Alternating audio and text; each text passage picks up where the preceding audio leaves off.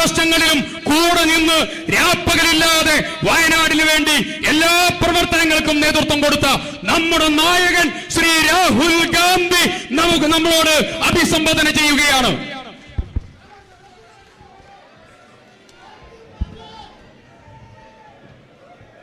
KC Venugopal ji, K. Sudhakaran ji, VD Sathisan ji, Ramesh Chenithala ji, Abdul Wahab ji, JB Mather ji, Anil Kumar ji, T. Siddiq ji, Appachan ji, Balakrishnan ji, Ahmad Haji ji, Shafi Parambil ji, Advocate Praveen Kumar ji, leaders of the Congress Party and the UDF on the stage, workers of the UDF, of the Congress Party, brothers and sisters, friends from the media, I'd like to welcome all of you here today. ഈ വേദിയിലിരിക്കുന്ന Indian national കോൺഗ്രസിന്റെ മുതിർന്ന നേതാക്കളെ, ഐക്യജനാധിപത്യ മുന്നണിയുടെ നേതാക്കളെ, എന്റെ പ്രിയപ്പെട്ട സഹോദരി സഹോദരന്മാരെ, പാർട്ടി പ്രവർത്തകരെ, മാധ്യമ സുഹൃത്തുക്കളെ, നിങ്ങളെ എല്ലാവരെയും ഞാൻ ഈ യോഗത്തിലേക്ക് സ്നേഹപൂർവ്വം സ്വാഗതം ചെയ്യുന്നു. I'd like to thank everybody in the UDF family, the workers, the leaders, all our supporters for the tremendous hard work that they did during the election. ഈ തെരഞ്ഞെടുപ്പ് കാലത്ത് ഏറ്റവും വലിയ കഠിനാധ്വാനം ചെയ്ത എൻ്റെ UDF കുടുംബത്തിലെ എല്ലാ പാർട്ടി പ്രവർത്തകരെയും എല്ലാ നേതാക്കളെയും നിങ്ങൾ ഓരോരുത്തരെയും നിങ്ങളുടെ കഠിനാധ്വാനത്തിന് വേണ്ടി ഈ വലിയ വിജയത്തിന് വേണ്ടി പ്രവർത്തിച്ചതിന് ഞാൻ നന്ദി പറയാൻ ആഗ്രഹിക്കുന്നു. I'd also like to thank all the voters who supported us. Many people who are in the LDF supported us, so I'd like to thank every single person who supported me in my candidature. ഈ തെരഞ്ഞെടുപ്പിൽ നമ്മളെ സഹായിച്ച ഓരോ വോട്ടർമാരെയും, UDFന്റെ വോട്ടർമാരെ, അതുപോലെ തന്നെ LDFന്റെ ചില വോട്ടേഴ്സും നമ്മൾക്ക് പിന്തുണ നൽകിയിട്ടുണ്ട്. എല്ലാവരോടും നന്ദി പറയാൻ ഞാനിപ്പോൾ ആഗ്രഹിക്കുന്നു. When we began the election, the media which supports the BJP said that they would get 400 seats. ഈ തെരഞ്ഞെടുപ്പ് തുടങ്ങുന്ന സമയത്ത് മീഡിയ BJP ഗവൺമെന്റിനെ സപ്പോർട്ട് ചെയ്യുന്ന പിന്തുണയ്ക്കുന്ന മാധ്യമങ്ങൾ പറഞ്ഞു അവർക്ക് 400 സീറ്റുകൾ കിട്ടുമെന്ന്. In Hindi, the Prime Minister was saying 400 par. ഹിന്ദിയിൽ പ്രധാനമന്ത്രി പറയുകയായിരുന്നു 400 par, അതായത് 400-ലധികം സീറ്റുകൾ. All their senior leaders were saying 400 par, 400 par. അതുപോലെ തന്നെ BJPയുടെ ഏറ്റവും വലിയ മുതിർന്ന നേതാക്കളും പറഞ്ഞുകൊണ്ടിരുന്നു 400-ലധികം സീറ്റുകൾ, 400-ലധികം സീറ്റുകൾ. After 1 month, they started saying 300 par, 300 par. പക്ഷേ ഒരു മാസത്തിന് ശേഷം ഈ 400-ലധികം സീറ്റുകൾ വിട്ട ശേഷം അവർ പറയാൻ തുടങ്ങി 300-ലധികം സീറ്റുകൾ, 300-ലധികം സീറ്റുകൾ. After some time, 200 par, 200 par. അതും കഴിഞ്ഞ് കുറച്ച് സമയം കഴിഞ്ഞ ശേഷം 200-ലധികം സീറ്റുകൾ, 300-ലധികം എന്നുള്ളത് 200-ലധികം, 200-ലധികമായി. And everybody saw the result of the election. എന്നിട്ട് ഇതെല്ലാം പറഞ്ഞ ശേഷം നമ്മൾ എല്ലാവരും തെരഞ്ഞെടുപ്പിന്റെ ഫലം നമ്മൾ കണ്ടതാണ്. This was not a normal election. ഈ തെരഞ്ഞെടുപ്പ് എന്ന് പറയുന്നത് സാധാരണ ഒരു തെരഞ്ഞെടുപ്പായിരുന്നില്ല. The India Alliance had the entire media against them. India സഖ്യത്തിന് ഈ മുഴുവൻ മാധ്യമങ്ങൾ India സഖ്യത്തിനെതിരായിരുന്നു. The CBI, the ED, the Enforcement Directorate, the entire administration was against us. ഇതുപോലെ CBI, രാജ്യത്തെ എൻഫോഴ്സ്മെന്റ് ഡയറക്ടറേറ്റ്, ഇൻകം ടാക്സ് തുടങ്ങി എല്ലാ സംവിധാനങ്ങളും, എല്ലാ ഭരണ സംവിധാനങ്ങളും ഇന്ത്യ മുന്നണിക്കെതിരായിരുന്നു ഈ തെരഞ്ഞെടുപ്പിൽ. The Election Commission designed the election to suit the Prime Minister's needs. പ്രധാനമന്ത്രിയുടെ ആവശ്യങ്ങൾക്ക് തൃപ്തികരമായ രീതിയിലാണ് ഈ ഇലക്ഷൻ കമ്മീഷൻ ഇലക്ഷൻ രൂപകൽപ്പന ചെയ്തത് തന്നെ പ്രധാനമന്ത്രിയുടെ താല്പര്യങ്ങൾക്കനുസരിച്ചാണ്. Months of campaigning and the final election in Varanasi. മാസങ്ങൾ നടന്ന പ്രചരണത്തിന് ശേഷമാണ് അവസാനം വാരണസിയിൽ തെരഞ്ഞെടുപ്പ് നടന്നത്. അങ്ങനെയാണ് ഇലക്ഷൻ കമ്മീഷൻ അത് ചിട്ടപ്പെടുത്തിയത്. The plan was a big drama. ഈ പദ്ധതി എന്ന് പറയുന്നത് ഒരു വലിയ നാടകം ഈ തെരഞ്ഞെടുപ്പ് കാലത്ത് നടത്തുക എന്ന വലിയ പദ്ധതിയാണ് ഇതിന് പിന്നിൽ ഉണ്ടായിരുന്നത്. Where in the end the Prime Minister's election would take place in Varanasi.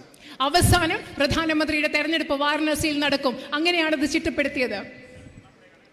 The Prime Minister on the last 2-3 days of the election broke the campaigning rule himself by going and meditating in Kanyakumari. അവസാനത്തെ തെരഞ്ഞെടുപ്പിന്റെ അവസാനത്തെ ദിവസത്തെ തെരഞ്ഞെടുപ്പ് പ്രചരണ സമയത്ത് അദ്ദേഹം കന്യാകുമാരിയിൽ പോയി ധ്യാനം ചെയ്യുകയായിരുന്നു. Everybody else was told not to campaign, and the Prime Minister was allowed full media in his meditation. എല്ലാവരോടും അവസാന തെരഞ്ഞെടുപ്പ് ദിവസങ്ങളിൽ എല്ലാവരോടും പറഞ്ഞു പ്രചരണം നടത്താൻ പാടില്ല.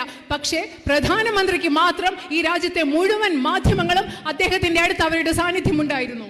And after all this effort, the Prime Minister barely escaped losing in Varanasi. പക്ഷെ നിങ്ങൾക്കറിയോ, ഇതെല്ലാം ചെയ്തതിന് ശേഷം പ്രധാനമന്ത്രി വാരണാസിയിൽ കഷ്ടിച്ചാണ് രക്ഷപ്പെട്ടത്. അദ്ദേഹം അവിടെ പരാജയപ്പെട്ടനെ. In fact, the BJP lost in Ayodhya. അതുമാത്രമല്ല, BJP അയോധ്യയിലും പരാജയപ്പെട്ടിരിക്കുന്നു എന്നത് നിങ്ങൾ മനസ്സിലാക്കണം. They lost in Uttar Pradesh.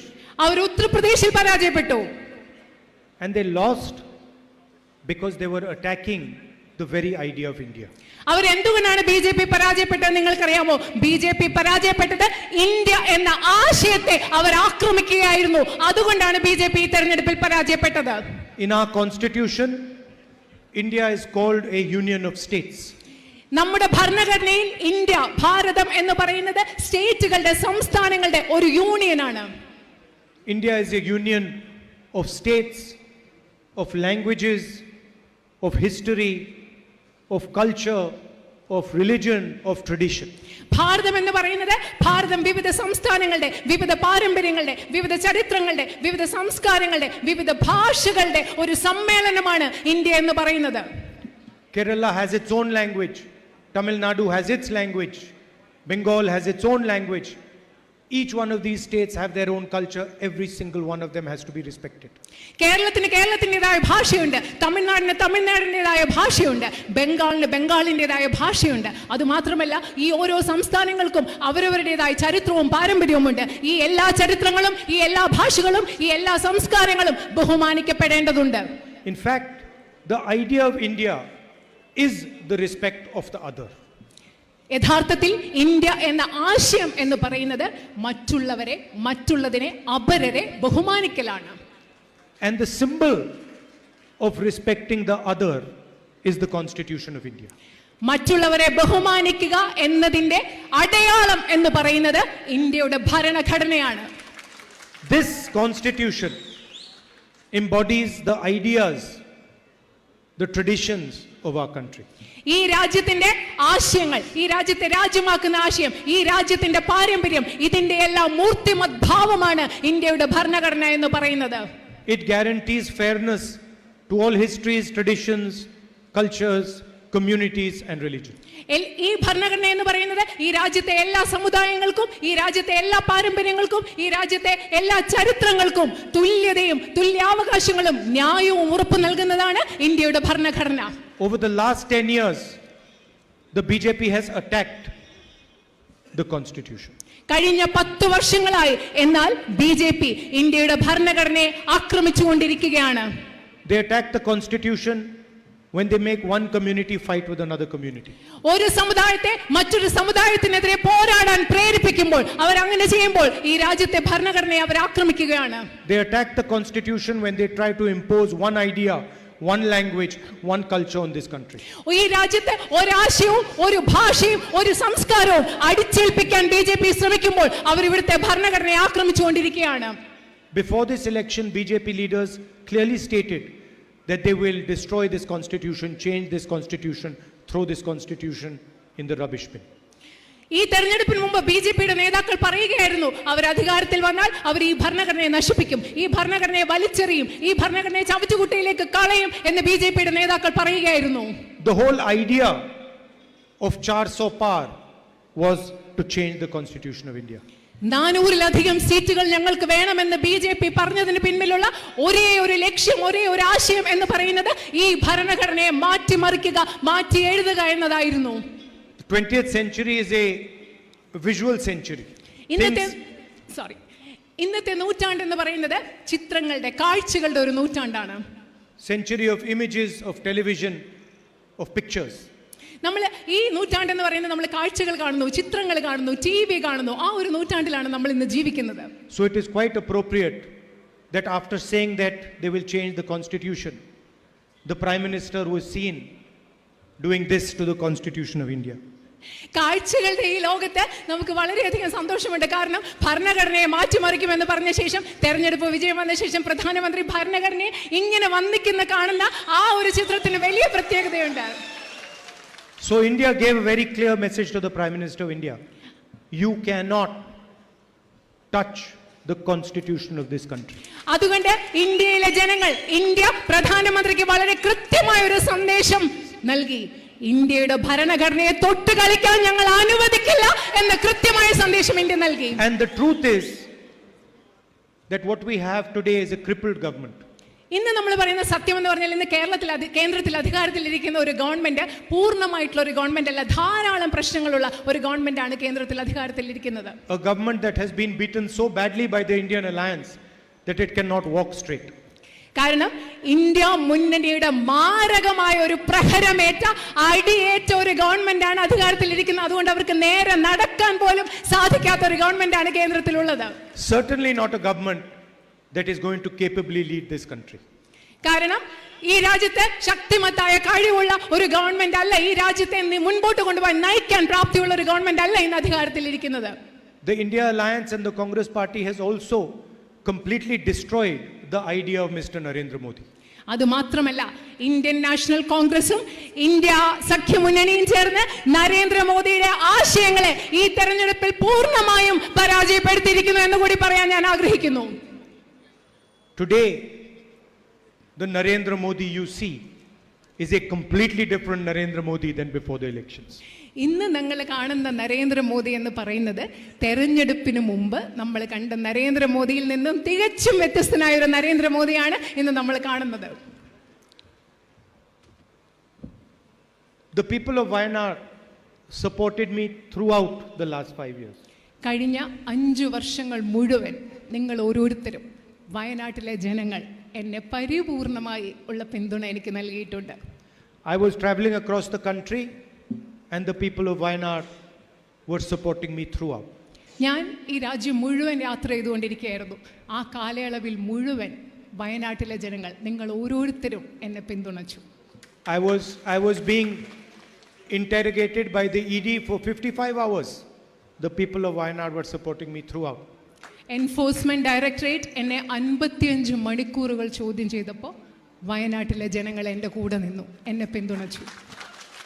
The BJP gave me a jail sentence, a 2-year jail sentence, 20 plus cases, and the people of Wayanad were supporting me throughout. എനിക്ക് BJP ഒരു 2 വർഷത്തെ jail ശിക്ഷ നൽകിയപ്പോൾ 20-ലധികം കേസുകൾ എൻ്റെ പേരിൽ രാജ്യത്തൊട്ടാകെ ചാർത്തിയപ്പോൾ വയനാട്ടിലെ ജനങ്ങൾ, നിങ്ങൾ ഓരോരുത്തരും എന്നെ പിന്തുണച്ചു, എൻ്റെ കൂടെ നിന്നു. BJP took away my house. I got letters from people in Wayanad saying, please come and live in our house. BJP എൻ്റെ ഔദ്യോഗിക വസതി എടുത്തു മാറ്റിയപ്പോൾ എനിക്ക് വയനാട്ടിലെ നിങ്ങളിൽ പലരും എനിക്ക് കത്തെഴുതി, ദയവ് ചെയ്ത് വന്ന് ഞങ്ങളുടെ വീട്ടിൽ താമസിക്കൂ എന്ന് വയനാട്ടിൽ നിന്ന് കത്തെഴുതി. And so, throughout this period, you have supported me with your love, affection, and support. ഈ കാലയളവിൽ മുഴുവൻ നിങ്ങളുടെ സ്നേഹം കൊണ്ട്, വാത്സല്യം കൊണ്ട്, ഇഷ്ടം കൊണ്ട് നിങ്ങൾ എന്നെ പിന്തുണച്ചു, എൻ്റെ കൂടെ നിന്നു. So, this is beyond elections. അതുകൊണ്ട് ഇപ്പം ഞാൻ പറയുന്നത് നമ്മൾ തമ്മിലുള്ള ബന്ധം ഇലക്ഷന്, തെരഞ്ഞെടുപ്പിന് അതീതമായ ഒരു ബന്ധമാണ്. I can say, I could have said, look, people of Wayanad supported me in my elections and gave me a big victory. ഒരുപക്ഷെ എനിക്ക് പറയാമായിരിക്കാം, തെരഞ്ഞെടുപ്പിൽ വയനാട്ടിലെ ജനങ്ങൾ എന്നെ പിന്തുണച്ചു, എനിക്ക് വലിയൊരു വിജയം നൽകി, അങ്ങനെയൊക്കെ എനിക്ക് പറയാം. But that is not the only thing that you have done. പക്ഷേ ഈ തെരഞ്ഞെടുപ്പിൽ നിങ്ങൾ എനിക്ക് നൽകിയ വിജയം അത് മാത്രമല്ല നിങ്ങൾ ചെയ്തിട്ടുള്ള ഒരേ ഒരു കാര്യം എന്ന് പറയുന്നത്. When I was struggling and fighting the government of India, all the institutions, all the agencies, you gave me your love and affection, which is much more important than the vote.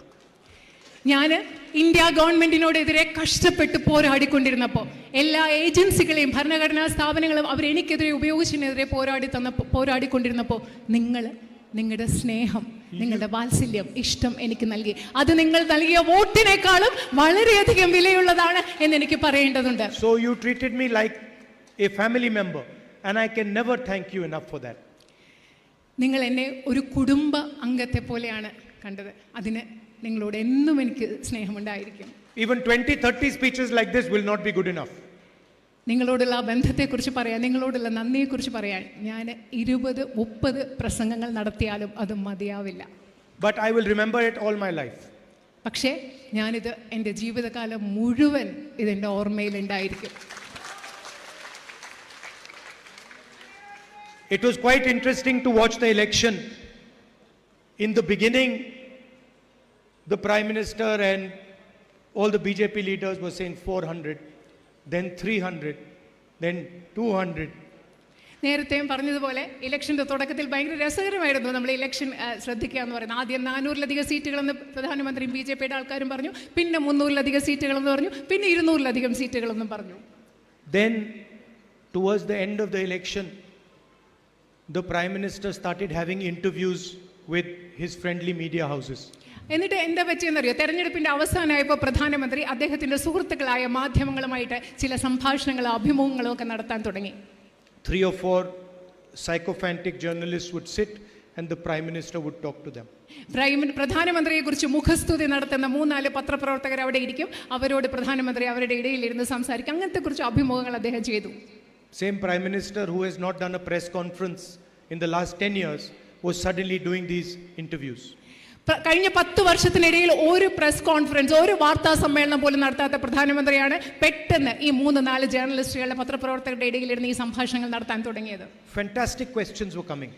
വളരെ മനോഹരമായിട്ടുള്ള ചോദ്യങ്ങൾ, വളരെ അതിശയകരമായ ചോദ്യങ്ങളാണ് ഈ പത്രപ്രവർത്തകർ അദ്ദേഹത്തോട് ചോദിച്ചത്. Somebody was asking the Prime Minister, how do you like to eat mangoes? ചിലര് പ്രധാനമന്ത്രിയോട് ചോദിക്കുകയാണ്, മാങ്ങ അതായത് മാമ്പഴം താങ്കൾ എങ്ങനെ കഴിക്കാനാണ് ഇഷ്ടപ്പെടുന്നത്? അതിലൊരു ചോദ്യമായിരുന്നു, Do you like to cut the mango, or do you like to peel the mango, or do you like to suck the mango? നിങ്ങൾ ആ മാമ്പഴം മുറിച്ച് കഴിക്കാനാണോ താങ്കൾക്ക് ഇഷ്ടം, അതോ അതിന്റെ തൊലിയൊക്കെ ചെത്തിക്കഴിഞ്ഞ് കഴിക്കാനാണോ ഇഷ്ടം, അതല്ലാതെ മാമ്പഴം ഇങ്ങനെ കഴിക്കാനാണോ ഇഷ്ടം? അതായിരുന്നു ഒരു പ്രധാനപ്പെട്ട ചോദ്യം. Somebody asked the Prime Minister, you know, there is a lot of inequality in India. What do you think about the fact that few people are becoming very rich and everybody else is becoming poor? മറ്റൊരാൾ ചോദിച്ചു, പ്രധാനമന്ത്രിയോട് ചോദിച്ചു, ഈ രാജ്യത്ത് വളരെയധികം അസമത്വമുണ്ട്, കുറേ ആളുകൾ വളരെയധികം സമ്പന്നരായി മാറുന്നു, പക്ഷേ രാജ്യത്തെ ഭൂരിപക്ഷം ജനങ്ങൾ അവർ ദരിദ്രരായി മാറുന്നു, എന്താണ് ഇതിന് കാരണം? താങ്കൾ അതിന് And then the Prime Minister thought for 30 seconds, like thinking. And then he said, what do you want me to do? Do you want me to make everybody poor? അതുമാത്രമല്ല, ഈ ചോദ്യം കേട്ടോടെ പ്രധാനമന്ത്രി കുറേ നേരം ഇങ്ങനെയൊക്കെ ആലോചിക്കായിരുന്നു. എന്നിട്ട് പറഞ്ഞു, നിങ്ങൾക്ക് ഞാൻ എന്ത് ചെയ്യണമെന്ന് നിങ്ങൾ ആഗ്രഹിക്കുന്നത്? സമ്പന്നരായ മനുഷ്യരെല്ലാം ഞാൻ ദരിദ്രരാക്കണമെന്നാണോ നിങ്ങൾ ആഗ്രഹിക്കുന്നത്? ഇതായിരുന്നു പ്രധാനമന്ത്രിയുടെ ഈ ചോദ്യത്തിനുള്ള ഉത്തരം. And then in the middle of this drama, the most fantastic thing he said. അത് മാത്രമല്ല, ഈ നാടകം നടക്കുന്നതിൻ്റെ ഇടയ്ക്ക് അതിൻ്റെ മധ്യഭാഗമായപ്പോൾ അദ്ദേഹം ഏറ്റവും മനോഹരമായ ഫാന്റാസ്റ്റിക് ആയിട്ടുള്ള അതിശയിപ്പിക്കുന്ന കാര്യം പറഞ്ഞു. One of the journalists asked him, how do you take such difficult decisions? ഒരു പത്രപ്രവർത്തകൻ അദ്ദേഹത്തോട് ചോദിച്ചു, ഇത്ര ബുദ്ധിമുട്ടുള്ള തീരുമാനങ്ങൾ താങ്കൾ എങ്ങനെയാണ് എടുക്കുന്നത്? Notice he didn't say intelligent decisions. He said difficult decisions. നിങ്ങൾ ശ്രദ്ധിക്കണം, ഈ പത്രപ്രവർത്തകൻ ചോദിച്ചത് താങ്കൾ ബുദ്ധിപരമായ തീരുമാനങ്ങൾ എങ്ങനെയാണ് എടുക്കുന്നതെന്നല്ല, ഇത്രയും ബുദ്ധിമുട്ടുള്ള തീരുമാനങ്ങൾ താങ്കൾ എങ്ങനെ എടുക്കുന്നതെന്നാണ് ഈ പത്രപ്രവർത്തകൻ ചോദിച്ചത്. അത് നിങ്ങൾ പ്രത്യേകം ശ്രദ്ധിക്കണം. Like demonetization, like a bad GST. അതായത് നോട്ട് നിരോധനം, അതുപോലെ തന്നെ വളരെ വികലമായ ഒരു ചരക്ക് സേവന നികുതി നടപ്പിൽ വരുത്തി, ഇത്തരം ബുദ്ധിമുട്ടുള്ള തീരുമാനങ്ങളെ കുറിച്ചാണ് അദ്ദേഹം ചോദിച്ചത്. And the Prime Minister again thought about it, and then he answered, I don't take any decisions. പ്രധാനമന്ത്രി അതിനെപ്പറ്റിയും കാര്യമായിട്ട് ആലോചിച്ചു. അതിനുശേഷം അദ്ദേഹം പറഞ്ഞു, ഞാനല്ല തീരുമാനങ്ങളൊന്നും എടുക്കുന്നത്, ഞാൻ ഒരു തീരുമാനങ്ങളും എടുക്കാറില്ല. He said, God tells me what to do. അദ്ദേഹം പറഞ്ഞ എന്താണെന്നറിയോ? ഞാൻ തീരുമാനങ്ങളൊന്നും എടുക്കുന്നില്ല, ദൈവം എന്നോട് പറയും ഞാൻ എന്താണ് ചെയ്യേണ്ടത്. I am not a biological person. ഞാൻ നിങ്ങളെയൊക്കെ പോലെ ജൈവശാസ്ത്രപരമായി ജീവശാസ്ത്രപരമായി ശരീരത്തിൽ നിന്നുണ്ടായ ഒരു മനുഷ്യനല്ല. ഇതാണ് അദ്ദേഹം. Everybody else in India is a biological person has a mother and a father, but the Prime Minister said, no, I am not a biological person. ഇന്ത്യയിലുള്ള ബാക്കി എല്ലാ മനുഷ്യരും നമ്മൾ എല്ലാവരും എന്താണ് ജീവശാസ്ത്രപരമായി ഉണ്ടായവരാണ്. നമുക്ക് എല്ലാവർക്കും ഒരു അച്ഛനും അമ്മയുണ്ട്. പക്ഷെ പ്രധാനമന്ത്രി പറയുന്നു ഞാൻ അങ്ങനെ ഉണ്ടായതല്ല, ഞാൻ ജീവശാസ്ത്രപരമായി ഉണ്ടായ ആളല്ല എന്നാണ് പ്രധാനമന്ത്രി പറഞ്ഞത്. And before I take a decision, God tells me what to do. ഞാൻ ഒരു തീരുമാനം എടുക്കുന്നതിന് മുമ്പ് ദൈവം എന്നോട് പറയും ഞാൻ എന്താണ് ചെയ്യേണ്ടത് എന്നാണ് അദ്ദേഹം പറഞ്ഞത്. I was thinking, what an interesting God the Prime Minister has. ഞാൻ ആലോചിക്കുകയായിരുന്നു എന്ത് രസകരമായ കൗതുകകരമായ ഒരു ദൈവമാണ് പ്രധാനമന്ത്രിക്ക് ഉള്ളതെന്ന് ഞാൻ ആലോചിക്കുകയായിരുന്നു. Every decision he tells him to take benefits Adani or Ambani. ഈ പ്രധാനമന്ത്രിയുടെ ദൈവം പ്രധാനമന്ത്രിയോട് എടുക്കാൻ പറയുന്ന എല്ലാ തീരുമാനം കൊണ്ട് ഗുണം ഉണ്ടാവുന്നത് ആർക്കാ? അദാനിക്കും അംബാനിക്കും. അങ്ങനെയുള്ള ഒരു ദൈവത്തെ വെച്ച് ഞാൻ എന്ത് രസകരമാണെന്ന് This ആലോചിക്കുക. Narendra Modi's God does not want to help farmers, does not want to help poor people, does not want to have workers, does not want to help unemployed youngsters, just wants to help Adani and Ambani. അത് എന്ത് കൗതുകകരമാണ്. ഈ നരേന്ദ്രമോദിയുടെ ദൈവത്തിന് ഈ രാജ്യത്തെ കർഷകരെ സഹായിക്കണമെന്ന് ആഗ്രഹമില്ലേ? ഈ രാജ്യത്തെ തൊഴിലില്ലാത്ത മനുഷ്യരെ സഹായിക്കണമെന്ന് ആഗ്രഹമില്ലേ? ഈ രാജ്യത്തെ ദരിദ്രരായ മനുഷ്യരെ സഹായിക്കണമെന്ന് ആഗ്രഹമില്ലേ? ഈ രാജ്യത്തെ തൊഴിലാളികളെ സഹായിക്കണമെന്ന് ആഗ്രഹമില്ലേ? ഈ ദൈവത്തിന് അദാനി അംബാനിയെ മാത്രം സഹായിക്കണമെന്നാണ് ആഗ്രഹമുള്ളത്. അത് വളരെ കൗതുകകരമാണ്. Imagine the arrogance of the Prime Minister. ഇത് പറയുമ്പോൾ നിങ്ങൾ ആലോചിക്കുക പ്രധാനമന്ത്രിയുടെ ധാർഷ്ട്യം എത്ര മാത്രമാണെന്ന് നിങ്ങളൊന്ന് സങ്കല്പിച്ച് നോക്കുക. There are 1.4 billion people in India and the Prime Minister thinks he is different than all of them. ഈ രാജ്യത്ത് ഒരു 1.4 ബില്യൺ ജനങ്ങളുള്ളപ്പോൾ പ്രധാനമന്ത്രി ചിന്തിക്കുന്നു ഞാൻ ഈ മനുഷ്യരിൽ നിന്ന് എല്ലാം ഞാൻ വ്യത്യസ്തനാണെന്ന് ചിന്തിക്കുന്നത് എത്രമാത്രം അഹങ്കാരമാണ്, ധാർഷ്ട്യമാണെന്ന് നിങ്ങൾ ചിന്തിക്കുക. I have a very different view. എനിക്ക് വളരെ വ്യത്യസ്തമായ ഒരു കാഴ്ചപ്പാടുണ്ട്. For me, God is in all of you. പക്ഷേ എനിക്ക് പ്രധാനമന്ത്രിയുടെ ദൈവം ഇത് പറയുമ്പോൾ എന്നെ സംബന്ധിച്ചിടത്തോളം എൻ്റെ ദൈവം എന്ന് പറയുന്നത് ഇവിടെ ഇരിക്കുന്ന നിങ്ങൾ ഓരോരുത്തരുമാണ്. In every single person, in the voice of every single person. എൻ്റെ ദൈവം എന്ന് പറയുന്നത്, ഞാൻ കാണുന്ന ദൈവം എന്ന് പറയുന്നത് ഈ രാജ്യത്തെ ഓരോ മനുഷ്യരിലുമാണ്. ഈ രാജ്യത്തെ ഓരോ മനുഷ്യന്റെ ശബ്ദത്തിലുമാണ് എൻ്റെ ദൈവം ഇരിക്കുന്നത്. And this is the protector of the voice of all our people. ഈ രാജ്യത്തെ ജനങ്ങളുടെ ശബ്ദത്തെ സംരക്ഷിക്കുന്നത് എന്ന് പറയുന്നത് ഈ എടുത്തു കാണിച്ച Indian ഭരണഘടനയാണ്. So, of course, our work has only begun right now. തീർച്ചയായും ഈ തെരഞ്ഞെടുപ്പിന് ശേഷം ഞങ്ങളുടെ ജോലി, നമ്മുടെ ജോലി തുടങ്ങിയിട്ടേ ഉള്ളൂ എന്ന് നിങ്ങളോട് പറയാൻ ഞാൻ ആഗ്രഹിക്കുന്നു. And we have proposed a vision for the country in our manifesto. ഞങ്ങളുടെ പ്രകടന പത്രികയിൽ, ഇന്ത്യൻ നാഷണൽ കോൺഗ്രസിന്റെ പ്രകടന പത്രികയിൽ ഈ രാജ്യത്തിന് വേണ്ടിയുള്ള ഒരു ദർശനം, കാഴ്ചപ്പാട് ഞങ്ങൾ അവതരിപ്പിച്ചിട്ടുണ്ട്.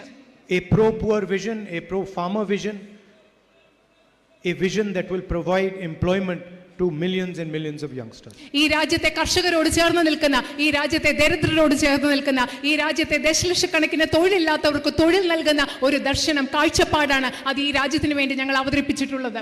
And we have a very strong and vibrant opposition.